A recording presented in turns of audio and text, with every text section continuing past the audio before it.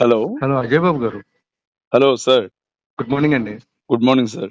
నేను anchor Nagendra from Myra Media మాట్లాడుతానండి. అన్న ఎలా ఉన్నారే? బాగున్నాయన్న, మీరు ఎలా ఉన్నారు? బాగున్నా అన్న, చెప్పండి అన్న. ఓకే, రీసెంట్లీ మేము రాధా మనోహర్ దాస్ తోటి ఒక ఇంటర్వ్యూ చేసాము. అన్న సో ఆయన చెప్పే విధానం ఏంటంటే, ఈ బొకడా బైబుల్ని నమ్ముకుని చాలా మంది ఇళ్ళకు వచ్చేసి నానా రవస చేసి ఒప్పించి వాళ్ళ మతాల్లోకి లాగుతున్నారు అని చెప్పి ఆయన చెప్తున్నారు. ఇప్పుడు వాడి పుట్టుక సరైన పుట్టుకై ఉంటే, ఒక తండ్రికి పుట్టిన వాడై ఉంటే,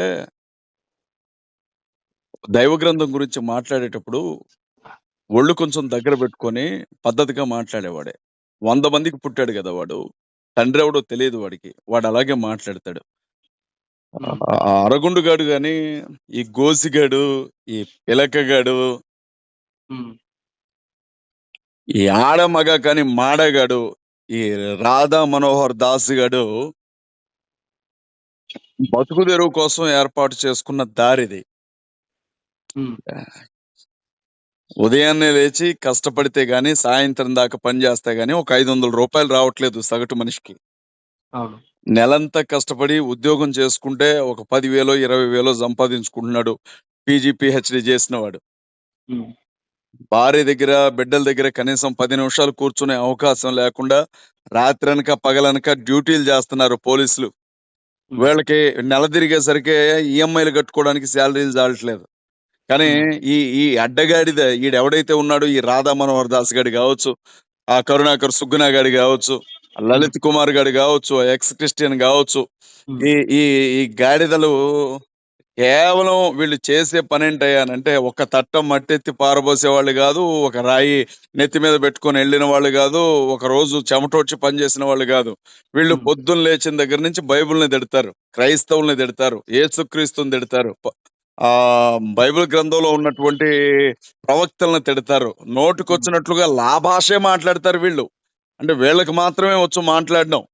బొకడా బైబిల్ అంటే వినండి అన్న, బొకడా బైబిల్ అని అంటున్నాడు. వీడికంటే పెద్ద బొకడాగాడు ఎవడున్నాడన్న? ప్రపంచంలో దాదాపు 250 కోట్ల మంది యేసుక్రీస్తు ప్రభువును అనుసరించే క్రైస్తవులు ప్రాణం కంటే ఎక్కువగా ప్రేమించే పరిశుద్ధ గ్రంథం బైబిల్ గ్రంథం. అలాంటి గ్రంథాన్ని పట్టుకుని వీడు బొకడా బొకడా అని అంటున్నాడు. నేను చెప్తా ఉన్నా, అంటారు కదా, రా అంత రంకు బా అంత బొంకు అని. వాటిని మీరే పూర్తి చేసుకోండి, నేను అనలేను ఆ మాట వేడికిలాగా. ఆ రంకు గ్రంథం కాదు, ఆ బొంకు గ్రంథం కాదు, వీడన్నట్లుగా సెక్స్ బుక్ కాదు, అది పరిశుద్ధ గ్రంథం, పవిత్రమైనటువంటి దేవుడున్న గ్రంథం, పాపాన్ని చూస్తూ సహించలేని దేవుడున్న గ్రంథం, పాప క్షమాపణ కోసం ప్రాణాలు ఇవ్వడానికి భూమి మీదకి వచ్చినటువంటి క్రీస్తున్న గ్రంథం, అతి పరిశుద్ధ గ్రంథం. ఆ గ్రంథంలో మనుషులు ఎవరైనా తప్పు చేశారేమో గానీ దేవుడు ఏ తప్పు చేయలా. 2000 సంవత్సరాల క్రితమే ఆయన అడిగాడు, నాలో పాపం ఉందని మీలో ఎవడు స్థాపించగలడు అని. ఈ రోజు వరకు కూడా ఒక్కొక్కడికి తొక్కలు కనపడుతున్నాయి ఆ ప్రశ్న వినబడితే. మరి మన సంగతి ఏంటి? మనం దేవతలుగా కొలిచేవాళ్ళు, మనం దేవుళ్ళుగా కొలిచేవాళ్ళు, మనం పొద్దున్న లెగిస్తే నామాన్ని జపించేవాళ్ళు, వాళ్ళ జీవితాలు ఎలా ఉన్నాయి, వాళ్ళ బ్రతుకులు ఎలా ఉన్నాయి, వాళ్ళ క్యారెక్టర్ ఎలా ఉంది, వాళ్ళు మాట్లాడిన మాటలు కావచ్చు, వాళ్ళు చేసినటువంటి పనులు కావచ్చు, వాళ్ళ వ్యక్తిత్వం కావచ్చు, వాళ్ళ వాళ్ళు వాళ్ళు వాళ్ళ జీవిత పద్ధతులు కావచ్చు, ఎంత దారుణంగా ఎంత దరిద్రంగా ఉంటాయి. కానీ మేము ఎప్పుడు అలా మాట్లాడలేదే. మరి అలా చూసుకుంటే ఇప్పుడు రాధా మనోహర్ దాస్ గారు చెప్పేది ఒక మాట అండి, ఈ ఎడారి మతాలు మాకొద్దు, ఈ ఎడారి దేవుళ్ళు అవసరమే లేదు. ఎవడిదండి ఎడారి మతం? ఎవడిది ఎడారి మతం? ఎవరిది ఎడారి మతం? నాగేంద్ర గారు దయచేసి ఈ విషయంలో మీరు మాటని కొంచెం, ఈ మాట మీరు వెనక్కి తీసుకోవాలి. లేకపోతే వాడితో మీరు మాట్లాడేటప్పుడైనా సరే వాడి మూతి మీద కొట్టి వాడికి చెప్పండి ఈ మాటని మీరు వెనక్కి తీసుకోమని. ఎందుకంటే క్రైస్తవ్యం గాని ఇస్లాం గాని ఎడారి ప్రాంతాలకు సంబంధించినటువంటి మతాలని వీళ్ళు మాట్లాడుతున్నారు. మరి హిందుత్వం ఏమైనా ఇక్కడ పుట్టి ఇక్కడ పెరిగి ఇక్కడే ప్రాణం పోసుకున్న మతమా? ఇరాక్ అనే ప్రాంతాల నుంచి భారతదేశానికి వలస వచ్చింది హిందుత్వ మతం. ఈ క్రైస్తవ్యానికి ఇస్లాంకి హిందుత్వానికి మధ్య ఒక స్పష్టమైన విభజన రేకుంది. క్రిస్టియానిటీ కావచ్చు, ఇస్లాం కావచ్చు, వేరే దేశాల నుంచి ఈ దేశానికి వచ్చిన ధర్మాలే అయినా ఇక్కడున్నటువంటి ప్రజలే ఆ ధర్మాలను ఆచరించారు. ఇక్కడుండే ప్రజలే ఆ ధర్మాలను నమ్ముకున్నారు. ఇక్కడుండే అంటే భారతదేశంలో పుట్టి, భారతదేశంలో పెరిగి, భారతదేశంలో పౌరసత్వం ఉండి, భారతదేశంలోనే చనిపోయినటువంటి మనుషులు ఆ ధర్మాలను ముందుకు తీసుకొని వెళ్తున్నారిక్కడ. ఉమ్, కానీ హిందుత్వం అలాంటిది కాదు గదా! ఉమ్, హిందుత్వం అనేది ఇరాన్, ఇరాక్ అనే ఎడారి ప్రాంతాల నుంచి ఆర్య బ్రాహ్మణుల ద్వారా భారతదేశం మీద దండయాత్ర చేసి, అప్పటికే భారతదేశంలో ఉన్న 60,000 బౌద్ధారామాలు అంటే బుద్ధుడు కోసం కట్టబడినటువంటి గుడులు 60,000 గుడుల్ని పడగొట్టి, వాటిని హిందువుల ఆలయాలుగా మార్చుకున్నారు వాళ్ళు. మీకొక ఉమ్, విషయం చెప్తాను. తిరుమల తిరుపతి దేవస్థానం కూడా ఒకప్పటి బౌద్ధారామే అని ఒక వ్యక్తి బుక్ రాశాడు. అది ఉహుం, మనం ఇంటర్నెట్ లో చూసుకోవచ్చు. ఉమ్, ఇవాళ పుణ్యక్షేత్రాలుగా పిలువబడుతున్నటువంటి అనేక స్థలాల్లో ఆ విగ్రహాలు బుద్ధుడి విగ్రహాలే. వాటి ఉమ్, రూపాలు మార్చారు, తల మీద కిరీటాలు పెట్టారు, చేతుల్లో కత్తులు పెట్టారు, ముఖానికి రంగులు వేశారు, లిప్స్టిక్లు రాశారు. ఆ ఉమ్, ఒక్కొక్కసారి చూస్తా ఉంటాం మనం. ఆ విగ్రహం తల మీద పాలు పోస్తా ఉంటే ఆ ఉమ్, కళ్ళకి కళ్ళు మూసేలాగా వేసినటువంటి ఆ రంగు పోయి ఉమ్, బుద్ధుడు బొమ్మలు కనపడడం మనం చూసాం. ఉమ్, మన భారతదేశంలో ఏదైనా ఒక మతం పుట్టింది అనంటే అది బౌద్ధ మతం. ఉమ్, బుద్ధుడిని లేకుండా చేశారు, ఇక్కడ బౌద్ధ మతం లేకుండా చేశారు, ఆలయాలన్నీ ఆక్రమించుకున్నారు. ఈ ఉమ్, దేశాన్ని పరిపాలించిన చక్రవర్తులు మాదిగలు, వాళ్ళకి కాపు కాసినటువంటి నాయకులు మాలలో వీళ్ళని ఉమ్, వెలివేసినటువంటి పంచములు అన్నారు, వీళ్ళని ఊరవతలకు వెలేశారు. దేశాన్ని పరిపాలించిన రాజులకు అండగా నిలబడినటువంటి మాలల్ని ఉమ్, వెలివాళ్ళకి నెట్టేశారు, గుడికి దూరం చేశారు, బడికి దూరం చేశారు, బతుకు దూరం చేశారు. మీరు ఉమ్, ముట్టుకుంటే దేవుడు మైలపడతాడన్నారు. ఈ దేశ రాజుల్ని ఈ దేశంలోనే అంటరాని వాళ్ళగా చేసిన ఈ హిందుత్వం భారతదేశ మతం ఎలా అవుతది? ఉమ్, ఆర్య బ్రాహ్మణులు అక్కడి నుంచి మతాన్ని పట్టుకొని వచ్చి ఇక్కడుండి ఈనాటికి కూడా వాళ్ళే పెత్తనం చేస్తా ఉన్నారు భారతదేశంలో. ఉమ్, ఇవాళ వీళ్ళు ఏదో అత్తకి కోళ్ళకి బుద్ధి చెప్పి అత్త తెడ్డి నాకినట్లు ఇవాళ ఉమ్, వీళ్ళు మాట్లాడుతున్నారు భారతదేశంలో ఉన్న క్రైస్తవుల గురించి, ముస్లింల గురించి. ఉమ్, అసలు ఎడారి మతం ఏదైనా ఉంది అది అని అంటే అది హిందూ మతమే. ఇవాళ నేను ఉమ్, అడుగుతా ఉన్నానండి, యేసుక్రీస్తు నమ్ముకున్న వాళ్ళు క్రైస్తవులు, ఉమ్, ఇస్లాంను పాటించే వాళ్ళు ముస్లింలు, అవును. బుద్ధుడిని నమ్ముకున్న వాళ్ళు బౌద్ధులు, ఉమ్, జైనుడిని ఆచరించే వాళ్ళు జైనులు. ఉమ్, హిందువులు ఎవరండి? హిందుత్వానికి ఉమ్, మూల పురుషుడు ఎవరు? ఎవరిని బట్టి హిందుత్వం ముందుకెళ్తా ఉంది? ఉమ్, హిందూ అనేది సింధు నది పరివాహక ప్రాంతంగా పిలువబడిన ప్రాంతం. హిందూ ఉమ్, అనేది మతం కాదు. ఉమ్, హిందూ అనేది ఈ దేశానికి సంబంధించినటువంటి ఎగ్జిస్టెన్స్ లో నుంచి పుట్టిన పదం. సింధు నది అనే పరివాహక ప్రాంతంలో ఉండే వాళ్ళందరూ కూడా సింధువులు. ఆ తర్వాత కాలంలో వీళ్ళని హిందువులు అన్నారు. ఆ లెక్కన ఉమ్, ప్రతి ఒక్కడు హిందువే భారతదేశంలో. వీళ్ళు ఈ ఉమ్, రోజు హిందూ మతం అని దేని గురించి మాట్లాడుతున్నారో అది బ్రాహ్మణ మతం. ఉమ్, బ్రాహ్మణుల చేత పుట్టిన మతం, ఉమ్, బ్రాహ్మణుల చేత తయారు చేయబడ్డ మతం, బ్రాహ్మణుల ఉమ్, చేత గ్రంథాలు రాయబడ్డ మతం, బ్రాహ్మణుల చేత విస్తరించబడుతున్న మతం అది బ్రాహ్మణ మతం. వీళ్ళందరూ ఉమ్, బ్రాహ్మణ మతంలో ఉండి ఇవాళ క్రిస్టియానిటీ గురించి, ఇస్లాం గురించి మాట్లాడతారు. భారతదేశంలో క్రిస్టియానిటీ, ఇస్లాం లేని భారతదేశ గతాన్ని మనం ఊహించుకోగలమా? ఉమ్, ఇక్కడ ఇక్కడ ఇక్కడ ఈ దేశానికి సంబంధించిన ప్రజల్లో ఎవరు చదువుకోవడానికి వీలు లేకుండా వాళ్ళు చేస్తే, ఈ దేశ ప్రజల కోసం మిషనరీ స్కూల్స్ పెట్టింది క్రిస్టియానిటీ, ఉమ్, ఇస్లాం. ఇక్కడ చిన్న రోగాలు మసూచి లాంటి రోగం వచ్చినా చచ్చిపోయే పరిస్థితుల్లో ఇక్కడ మిషనరీ హాస్పిటల్స్ కట్టింది క్రిస్టియానిటీ, ఇస్లాం. ఇక్కడ ఉమ్, ఊరవతలకి మీరు వెళ్ళండి, మీరు ముట్టుకుంటే మైలుపడిపోతాం అన్నటువంటి వారికి పీజీలు, పిహెచ్డీల చదువులు ఇచ్చి ఆంగ్ల భాష నేర్పి దేశ విదేశాలకి తీసుకొని వెళ్ళి కాలు మీద కాలేసుకొని కూర్చునే స్థితినిచ్చింది దళితులకి ఈ రోజు క్రిస్టియానిటీ, ఇస్లాం.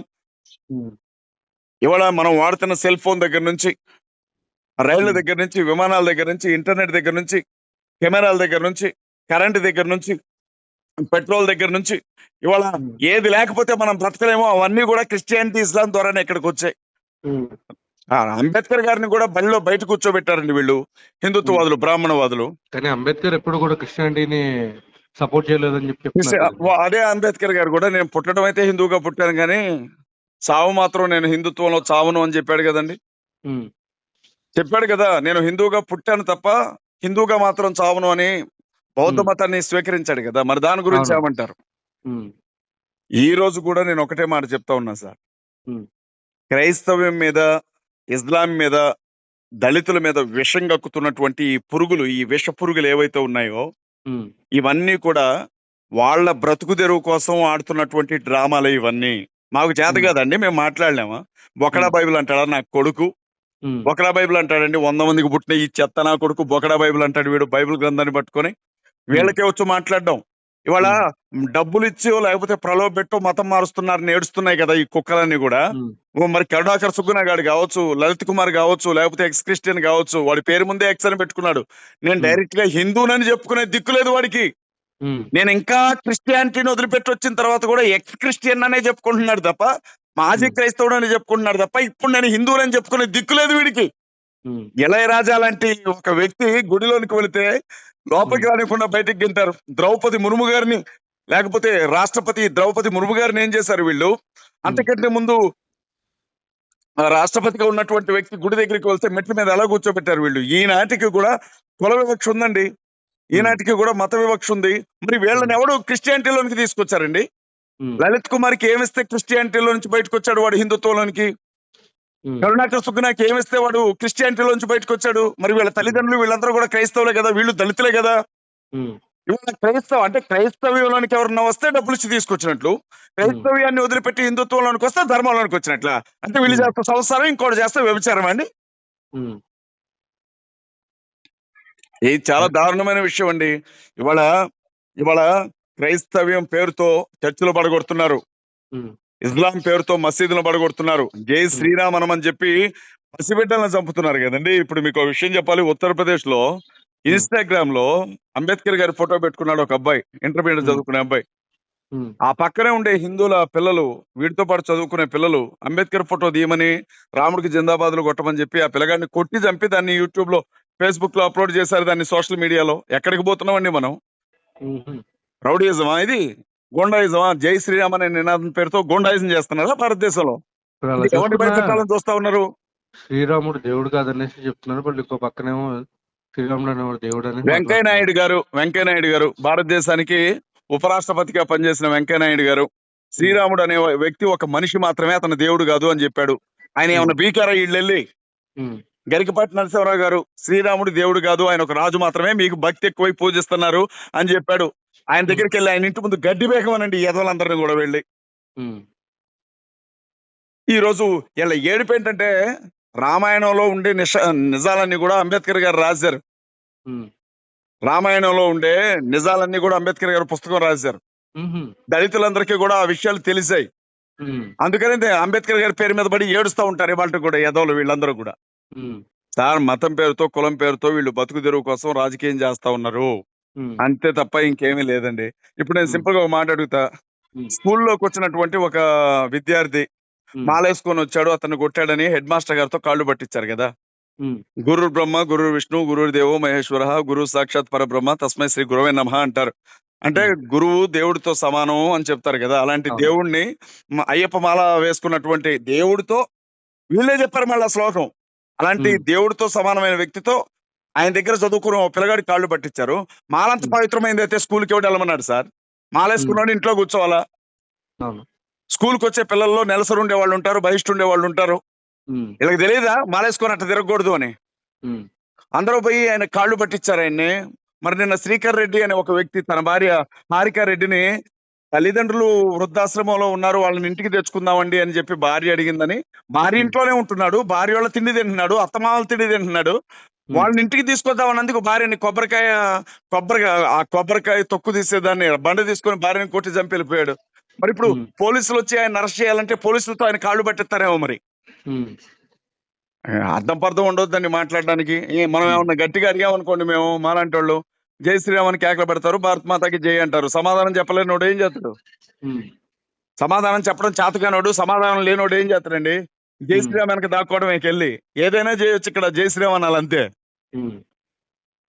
ఇప్పుడు వీళ్ళు మెయిన్ చెప్పేది ఒక విషయం అండి, ఏంటంటే వీళ్ళు ప్రతి ఒక్క పాస్టర్ అనేటువంటి క్రిస్టియన్ మతస్థుడు దశమ భాగాల బతుకుతున్నారు కానీ, అండ్ వాళ్ళని ప్రలోభ పెట్టి ఆ దశమ భాగాలు ఇవ్వకపోతే వాళ్ళని శాపనార్థాలు పెట్టి చేస్తున్నారు. మరి దానికి ఈ మీరేం కాదండి, చెప్తారు? ఈయన అడిగారా? ఉమ్, ఈ అడగుండు గారిని అడిగారా? కరుణాకర్ సుగ్గున గారిని అడిగారా? ఉమ్, లేకపోతే ఎక్స్ క్రిస్టియన్ గారిని అడిగారా? లలిత్ కుమార్ గారిని అడిగారా? క్రైస్తవులు ఉమ్, లేవని వీళ్ళకి మొర పెట్టుకున్నారా? ఇప్పుడు ఉమ్, నేను సేవా పరిచయం ప్రారంభించి 10 ఏళ్ళు అవుతుందండి. నా చర్చిలో దశంభాగం తీసుకోవడం అంటే ఎట్లుంటో తెలియదు. ఉమ్, దశంభాగం గురించి నేను చర్చిలో చెప్పడం ఎట్లుంటుందో తెలియదు. ఉమ్, వారం రోజులు తిరిగేసరికి కనీసం 200, 300 రూపాయలు కూడా కానుక రాదు. ఒకవేళ వచ్చినా చర్చికి వచ్చే పేదోళ్ళకి ఇచ్చి వెళ్ళిపోతాను. నాలాంటి వాళ్ళు ఉమ్, కొన్ని వందల మంది కాదు, వేల మంది పాస్టర్లు ఉన్నారు. ఉమ్, మరేం చేద్దాం ఇప్పుడైతే?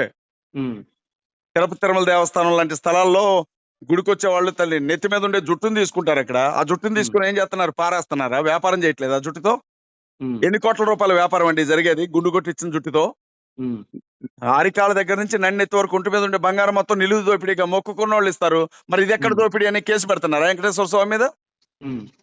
అది వాళ్ళ ఇష్ట ప్రకారం వాళ్ళ ఇస్తున్నారు. ఇష్ట ప్రకారం చేసినప్పుడు ఇది కూడా కానీ వీళ్ళ ఇక్కడ ఇష్ట ఇష్టం ప్రకారంగానే లేకుండా పోయినా చేస్తున్నారు. కానీ ఆ, వాళ్ళు ప్రలోభ మరి పెడుతున్నారని చెప్తున్నారు. ఓకే అండి, గుళ్ళోకి వస్తే సహస్రార్చనకి ఒక రకమైనటువంటి ఆ రేటు, గుడిలో దేవుని దర్శనానికి ఒక రకమైన రేటు, మరి టికెట్లు పెట్టి మరి చూపెడుతున్నారు కదా దేవుణ్ణి. మరి దీన్ని ఉమ్, ఏమంటారు? ఉమ్, దీన్ని ఏమంటారండి? యజ్ఞానికి ఒక రేటు, యాగానికి ఒక రేటు, పూజకి ఒక రేటు. మరి వీటిని ఏమంటారు? అంటే వీళ్ళు ఉమ్, బ్రాహ్మణులు కాబట్టి గతగత వణుకుతున్నాయా వీళ్ళ గురించి ఉమ్, మాట్లాడడానికి? ఉమ్, క్రిస్టియానిటీలో దశం భాగాలు క్రైస్తవులు ఇష్టపడ్డ వాళ్ళు ఇస్తున్నారు, ఇష్టం లేని వాళ్ళు ఇవ్వలేని వాళ్ళు ఇవ్వట్లేదు. అలా అడగడం, భయపెట్టడం తప్పేనండి. ఉమ్, బుద్ధిపూర్వకంగా ఇవ్వడం, ఎవరైనా ఇవ్వచ్చు, ఎవరైనా తీసుకోవచ్చు. ఉమ్. భయపెట్టడం తప్పే. ఇది మా క్రిస్టియానిటీకి సంబంధించిన విషయం. ఈడెవడండి మాట్లాడడానికి? వీడు మాట్లాడాలంటే ఆడవాళ్ళ గుండెందుకు కొట్టిస్తున్నారా అని అడగమనండి వాళ్ళని, వాళ్ళ ధర్మం గురించి. అదే విధంగా రాధా మనోహర్ దాస్ కూడా అనేది ఒకటే. ఆ ఇప్పుడు మా బుక్కుల్లో మా గ్రంథాల్లో ఏదైనా ప్రాబ్లం ఉంటే మేము చూసుకుంటాం, మీకేం ఉమ్. పని? మా గ్రంథం గురించి వాడికి ఎందుకండి? ఉమ్, మా గ్రంథం గురించి వాడికి ఎందుకు? దైవ గ్రంథం గురించి వాడికి ఎందుకు? ఉమ్, ఇంట్లో నుంచి వెళ్ళగొడితే తిండి తిప్పలు దొరక్క ఏం చేయాలో అర్థం కాక, ఒళ్ళు సహకరించక, ఉమ్, సుఖాలకి అలవాటు పడిన ఆ శరీరం ఎట్ట బతకాలో తెలియక, ఉమ్, బైబిల్ని తిడితే డబ్బులు వస్తాయని తెలిసి ఎదవేసేలాస్తున్నాడు వీడు. ఉమ్, అడుక్కు తినే వాళ్ళ దగ్గరికి వెళ్ళడం, డబ్బులు ఇస్తాం జై శ్రీరామ్ అంటావా? ఉమ్, పూలు అమ్ముకునే వాళ్ళ దగ్గరికి వెళ్ళడం, డబ్బులు ఇస్తాం జై శ్రీరామ్ అంటావా? ఈడు బతుకు, ఈడు మొహం. ఉమ్, మూలన కూర్చున్న ముసలిది కూడా లేక వీడి మొహాన్ని చూస్తే వీడు గురువు అంట. ఏం చెప్తున్నాడు వీడు? వీడికి రామాయణం తెలియదు, భారతం తెలియదు, భగవద్గీత తెలియదు, బైబిల్ తెలియదు, ఏం తెలియదు వీడికి. ఉమ్, బురద గుంట్లో కానీ పంది బుర్రనట్లు కానీ పొరులుతూ ఉంటాడు 24 గంటలు ఆ మాటల్లో పడి. మా ఉమ్, జాత కాదని మాట్లాడడం, ఈడికే వచ్చా మాట్లాడడం. ఉమ్. మీరు ఆ అంటే ఇప్పుడు వీడియో ఆయన చెప్పేది ఇంకొక విషయం కూడా ఉంది. ఆ, తెలంగాణ గడ్డ నిరూపించిందే రాముడు ఉన్నాడని అని మాట్లాడుతున్నారు ఆయన. అంటే ఎందుకంటే తానిషాకి అంటే రాముడు కాదండి, కనిపించాడు కాబట్టి. కాదండి, రాముడికి భారతదేశం ఒకటే చాలా? ఉమ్, ప్రపంచ దేశాలు ఏమైపోయినా పర్లేదా? ఉమ్, ప్రపంచ దేశాలు అంటే భారతదేశానికి వచ్చే సూర్యుడు ఒకడు, ప్రపంచ దేశానికి ఒక సూర్యుడు వస్తున్నాడా?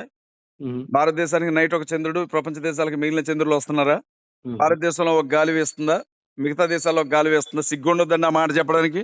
ఉమ్, అంటే దేశానికి ఒక దేవుడు ఉంటాడు, దేశానికి ఒక స్వర్గం ఉంటది, దేశానికి ఒక నరకం ఉంటదా? మిగిలిన దేశాల వాళ్ళు ఎటుపోయినా వీళ్ళకి సంబంధం ఉండదా? ఉమ్, అడిగేవాళ్ళు లేకపోతే ఇట్లాగే మాట్లాడతారు. మరి నేను చెప్పాను కదా, ఆడికి నెత్తి మీద జుట్టే కాదు, తల్లో గుజ్జు కూడా లేదు, ఆడికి పెండ పెట్టుకుని తిరుగుతున్నాడు వాడు.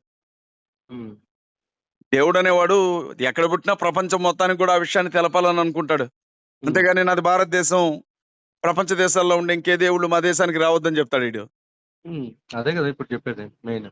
మీ ఎడారి మతాలు మాకు వద్దులే సిగ్గు ఇవన్నీ కూడా లేకపోతే అదే సరే, కదా. సిగ్గులేని మాటలు.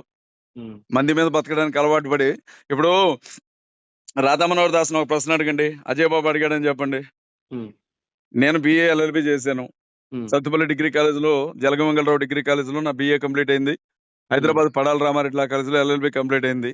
ఉమ్, వీడు ఏం చదువుకున్నాడు, ఎక్కడ చదువుకున్నాడు అడగండి. ఉమ్, బైబిల్ గ్రంథాన్ని కనీసం ఒక 10 సార్లు చదివాను. రామాయణాన్ని ఈడు ఎన్నిసార్లు చదివాడు అడగండి. ఉమ్, వాల్మీకి రామాయణంతో పాటు, మొల రామాయణంతో పాటు ఇంకెన్ని రకాల రామాయణాలు ఉన్నాయి? ఆ రామాయణాల సంగతి ఏంటో డిస్కషన్ పెడదామేమో అడగండి. బైబిల్ ఉమ్, గ్రంథాన్ని, రామాయణాన్ని పెట్టుకొని ఎదురు బెదురు కూర్చుందాం. మీ ముందే మిమ్మల్ని అడుగుతున్నా. ఉమ్, రామాయణాన్ని తీసుకురమ్మనండి, తెలుగులో వాల్మీకి రామాయణం. నేనే తీసుకొస్తా, వాడికి చేత కాకపోతే చవట, వాడికి అది కూడా తెలుసా వాడి మొహానికి? ఉమ్, బైబిల్ తీసుకొని వస్తా, ఒక్కొక్క అధ్యాయం చదివి వినిపిద్దాం. లైవ్ ఉమ్, పెట్టి అన్ని ఛానళ్ళ ముందు, ఏది సెక్స్ బుక్కో, ఏది బోకడా పుస్తకం అందరికి అర్థం అవుతుంది కదా. ఉమ్. ఓకే, సరే అండి. ఎనీవే ఆత్మస్తుతి మనం పరనింద, ఉమ్, చెప్పండి. ఆత్మస్తుతి పరనింద అంటారండి దీన్ని. ఓకే. మనల్ని మనం పోగొట్టుకోవటం, ఇతరులను తిట్టడం. ఉమ్, దీన్ని దారుణంగా ఈ ఈ పరిస్థితుల్ని చూసి తట్టుకోలేకే కదండి మనం స్టేషన్లకు తప్పకుండా వెళ్తే మాకు మాట్లాడదాం. కేసులు పెట్టరు. ఉమ్, ఏమండి, ఉమ్, ప్రధానమంత్రి ఒక హిందూగానే ఉంటాడు. న్యాయంగా ఆలోచించండి నాగేంద్ర గారు. ఉమ్, మీరు ఒక హిందువు, ప్రధానమంత్రి ఉమ్, హిందూగానే ఉంటాడు, ఉమ్, రాష్ట్రపతి హిందూగానే ఉంటది, ఉమ్, కేంద్ర హోంమంత్రులు, కేంద్ర మంత్రులు హిందువులే, ఉమ్, బ్రాహ్మణుల చేతుల్లోనే రాజ్యాధికారం ఉంది, ఉమ్, రాష్ట్ర ముఖ్యమంత్రులు హిందువులే, ఉమ్, రాష్ట్ర మంత్రులు హిందువులే, ఎంపీలు హిందువులే, ఎమ్మెల్యేలు హిందువులే, ఉమ్, ఐఏఎస్లు, ఐపీఎస్లు, బ్యూరోక్రాట్స్ హిందువులే. ఉమ్, ఏమండి, ఇవాళ ఉమ్, ఆర్ఎస్ఎస్ 4 కోట్ల మంది కర్రలిచ్చి తిప్పుతా ఉంది, బజరంగ దళ్ కత్తులిచ్చి తిప్పుతా ఉంది. ఉమ్, దేశంలో మెజారిటీ పర్సెంట్ హిందువులే. హిందువులకు ప్రమాదం వచ్చిందండి? ఉమ్, క్రైస్తవులు, ముస్లింలని చంపుతారా? చర్చిలు పడగొడతారా? మసీదులు పడగొడతారా? ఆడబిడ్డలు నడి రోడ్డు మీద నగ్నంగా ఊరేగిస్తారా? పాస్టర్ల ఉమ్, ప్రాణాలు తీస్తారా? ఒక కేసు నమోదు చేయరా? ఉమ్, భారతదేశం ప్రజాస్వామ్య దేశం. ఈ దేశంలో అన్ని మతాలకు సమానమైన హక్కులున్నప్పుడు ఉమ్, హిందువులకేమో అన్నీ ఇచ్చేసి క్రైస్తవులను, ముస్లిమ్స్‌ని చంపేస్తామనంటే ఇది ఎంతవరకు న్యాయం అండి? మేము మనుషులం గాదా? రేపు మా ఉమ్, పిల్లల పరిస్థితి ఏం గావాలా? ఉమ్. ఇది చాలా దారుణం అండి ఇది. ఇక తప్పకుండా దీనికోసం అండి. ఈ దీనికోసమే విషయం మేము ఈ నెల 9వ తేదీన ఖమ్మం కలెక్టర్ ఆఫీస్ ఎదురుగా నిరసన అదే నిరాహార దీక్షలో నెక్స్ట్ కూర్చుంటున్నాం. క్వశ్చన్ అదే అండి. యాక్చువల్గా ఏంటంటే నేను ఆ! అదే అడగబోతున్నాను. ఇప్పుడు మీరు ఖమ్మం కలెక్టర్ ఆఫీస్ ముందు ఏదో ధర్నా ఏదో చేస్తున్నారు అనేసి విన్నాను నేను మరి. అది ధర్నా ఎంతవరకు కరెక్ట్? గాదండి. నిరసన నిరాహార దీక్ష కూర్చుంటున్నాం. ఓకే. నిరసన ప్రభుత్వానికి చేస్తున్నారా? వ్యతిరేకంగా కాదు. మా ఉమ్, నిరసన తెలియజేస్తున్నాం. కలెక్టర్ ఉమ్, ఆఫీస్ ముట్టడి గాదు. కలెక్టర్ ఆఫీస్ ముందు ధర్నా గూడా గాదు. ఉమ్, ప్రభుత్వ విధులకు గాని, ప్రభుత్వ ఉద్యోగస్తుల విధులకు గాని ఆటంకాలు కలిగించం. ఉమ్. మేము కేవలం శాంతియుతంగా పోలీసుల అనుమతితో దానికి పర్మిషన్ నిరసన ఉందా లేదండి? పర్మిషన్ ఉందండి. నిరసన ఓకే. నిరాహార దీక్ష కూర్చుంటున్నాం మేము ధర్నా ఉమ్, చౌక్‌లో. ఉమ్, మేమేమంటున్నామంటే మమ్మల్ని కూడా బ్రతకనివ్వండి. ఉమ్, మా పిల్లలు భయపడుతున్నారు. ఉమ్, క్రైస్తవులు, ముస్లింలు, దళితులు గుండెని అరచేతుల్లో పెట్టుకొని విలవిల్లాడిపోతున్నారు. మతం పేరుతో ఏ వైపు నుంచి ఎవడొచ్చి కొడతాడో తెలీదు. జై శ్రీరామ్ అనకపోతే చంపేస్తున్న పరిస్థితి. ఉమ్, దయచేసి మమ్మల్ని బతకనివ్వండి. ప్రభుత్వాలు పట్టించుకోవాలా? పోలీసులు పట్టించుకోవాలా? అధికారులు పట్టించుకోవాలా?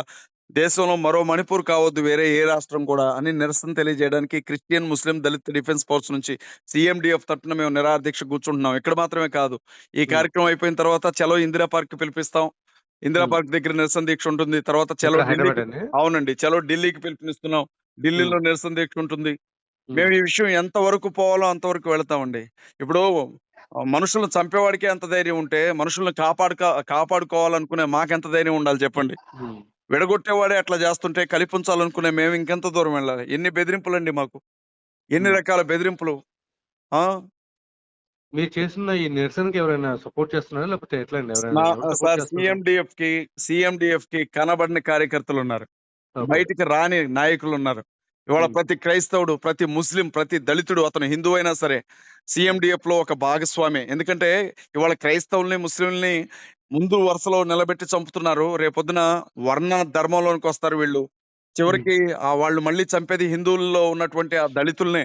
కాబట్టి ప్రతి ఒక్కరిని కూడా కాపాడుకోవాల్సిన బాధ్యత ఉందండి. గొంతు లేని వాళ్ళకి గొంతులాగా ఉండాల్సిన అవసరం ఎంతైనా ఉంది. వీళ్ళందరూ కూడా సపోర్ట్ చేస్తారండి మాకు. ఖచ్చితంగా ఉమ్, సపోర్ట్‌గా నిలబడతారు. అన్ని రకాలుగా ఉమ్, నైతిక మద్దతు వాళ్ళ దగ్గర నుంచే ఉంటుంది మాకు. ఫైనాన్షియల్ సపోర్ట్ వాళ్ళ దగ్గర నుంచే ఉంటుంది. ఆ రోజు చూడండి ఎలా కదిలొస్తారో. తెలుగు ఓకే. రాష్ట్రాల్లోనే కాదు చుట్టుపక్కల రాష్ట్రాల్లో ఉండే క్రైస్తవ సహోదరులు, గిరిజన సహోదరులు కావచ్చు, ట్రైబల్స్, దళితులు కావచ్చు, ముస్లింలు కావచ్చు, ఉమ్, విద్యావంతుల్ని, మేధావుల్ని ఈ సందర్భంగా కూడా పిలుపునిస్తా ఉన్నాం. దయచేసి అందరూ కూడా కదిలి రావాలా. మన హక్కుల గురించి మనం మాట్లాడాలి. ఎవడు మాట్లాడతాడండి? మనకు ఉమ్, ఆకలేస్తే మనం తింటాం. మన కుటుంబాన్ని పోషించడానికి మనం కష్టం చేస్తాం. మన ఉమ్. ఇంటిని కాపాడుకోవడానికి మనమే ఇవాళ శాంతియుతంగా ఒక నిరసన దీక్ష చేయలేకపోతే రేపొద్దున ఎవడొస్తాడు మన గురించి? అదే. సార్ తప్పకుండా అండి. మీది సక్సెస్ కావాలని నిజంగా కోరుకుంటున్నాను అండి. Thank you. Very thank soon you మనము అండి. డైరెక్ట్ లైవ్‌లో కూర్చొని మాట్లాడదాం. Thank you sir. Thank you thank very you so much much అండి. అండి. Thank you. యాహ్!